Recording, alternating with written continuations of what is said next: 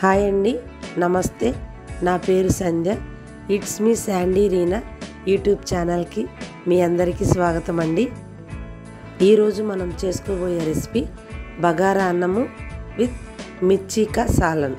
ఈ రెసిపీ తెలంగాణలో ఎక్కువ చేసుకుంటారు, బట్ నా స్టైల్లో ఈరోజు నేను చేస్తున్నానండి.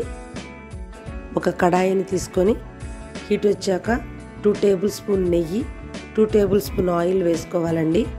అందులో కొన్ని జీడిపప్పులు వేసి వేయించుకొని పక్కన పెట్టుకోవాలండి. అదే ఆయిల్లో మన బిర్యానీ దినుసులు ఒక్కొక్కటిగా అందులో యాడ్ చేసుకుంటూ ఉండాలండి. ఆయిల్లో 2 మినిట్స్ వాటిని వేగనిచ్చి కట్ చేసి పెట్టుకున్న పచ్చిమిర్చి యాడ్ చేసుకోవాలండి. చేసి పెట్టుకున్న ఆనియన్స్ కూడా యాడ్ చేసుకోవాలండి. శుభ్రం చేసి పెట్టుకున్న పుదీనా యాడ్ చేసుకోవాలండి. అల్లం వెల్లుల్లి పేస్ట్ కూడా యాడ్ చేసుకోవాలి. పచ్చి వాసన పోయే వరకు వేయించుకోవాలండి. బగారా అన్నం కోసం రెడీ చేసి పెట్టుకున్న రైస్ యాడ్ చేసుకోవాలండి. మసాలాలో రైస్ 2 మినిట్స్ కుక్ అవనిస్తే ఆ ఫ్లేవర్ రైస్కి బట్టి టేస్ట్ చాలా బాగుంటుందండి. రైస్కి సరిపడా వాటర్ యాడ్ చేసుకొని కుక్ చేసుకోవటమేనండి. సాల్ట్ యాడ్ చేసుకోవాలండి. 2 టేబుల్ స్పూన్ నెయ్యి కూడా యాడ్ చేసుకోవాలండి. నెయ్యి వేసుకోవటం వల్ల టేస్ట్ చాలా బాగుంటుంది. రైస్ కూడా పొడి పొడిలాడుతూ కుక్ అవుతుందండి. పచ్చిమిర్చిని మజ్జిగ చీల్చుకొని ఆయిల్లో వేయించుకోవాలండి. పచ్చిమిర్చిలోకి స్టఫ్ రెడీ చేసుకోవాలండి. దానికోసం మనం కొంచెం కొబ్బరి, కొన్ని చిన్నులి రెమ్మలు, 2 టేబుల్ స్పూన్ కారము, 1 టేబుల్ స్పూన్ జీలకర్ర మిక్సీ పెట్టి గ్రైండ్ చేసుకోవాలండి. ఆ పౌడర్ని మనం వేయించుకున్న పచ్చిమిర్చిలో కూర్చుకోవాలండి. ఖాళీ బాండీని పెట్టుకొని అందులో కట్ చేసిన ఎండు కొబ్బరి ముక్కలు, జీలకర్ర,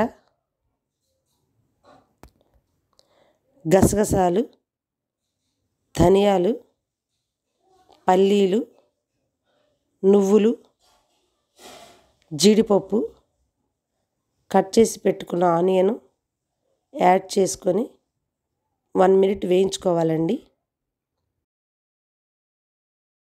కర్రీ చేసుకునే విధానం: ఒక బౌల్ తీసుకొని అందులో 2 టేబుల్ స్పూన్ ఆయిల్ వేసుకోవాలండి. బిర్యానీ దినుసులన్నీ వేసుకొని వేయించుకోవాలండి.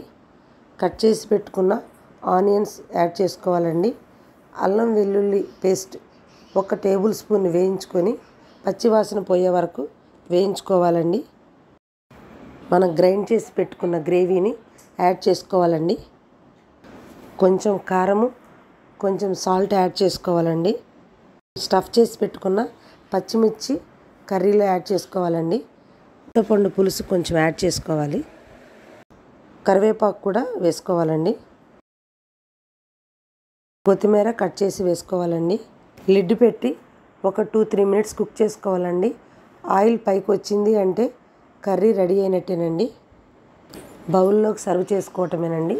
ఎంతో టేస్టీ అయిన బగారా అన్నము మిర్చికా సాలన్ కర్రీ రెడీ అండి.